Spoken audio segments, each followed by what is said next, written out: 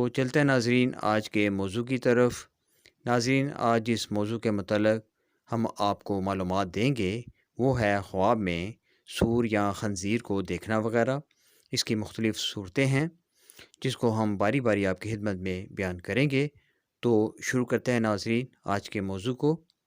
ناظرین اس کے متعلق حضرت ابن سیرین رحمۃ اللہ تعالیٰ علیہ نے فرمایا کہ خواب میں سور یا خنزیر کو دیکھنا تعبیر ہوگی مالدار اور طاقتور اور بے فیض بے غیرت حرام خور ہوگا، اور خواب میں سور کی حفاظت دنیا داری کے لیے نیک ہے لیکن دین کے لیے بد ہے۔ اسی طرح خواب میں سور کا بچہ دیکھنا، ناظرین سور کا بچہ دیکھنا خواب میں غم اور دکھ پر دلیل کرتا ہے۔ اس طرح خواب میں مادہ سور کا دودھ پینا تعبیر ہوگی غم و دکھ اور مصیبت ہے۔ اس طرح سور کا شکار کرنا تعبیر ہوگی حرام مال پائے گا، بدنام اور بد کردار ہوگا، بے حیا اور بے ایمان ہوگا۔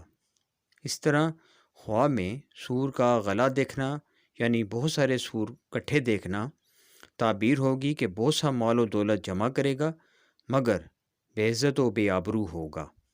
اسی طرح خواب میں سور کا گوشت کھانا تعبیر ہوگی کہ گوشت کھانے والا سود خور ہوگا، اس لیے اس کو فوراً توبہ کرنی چاہیے۔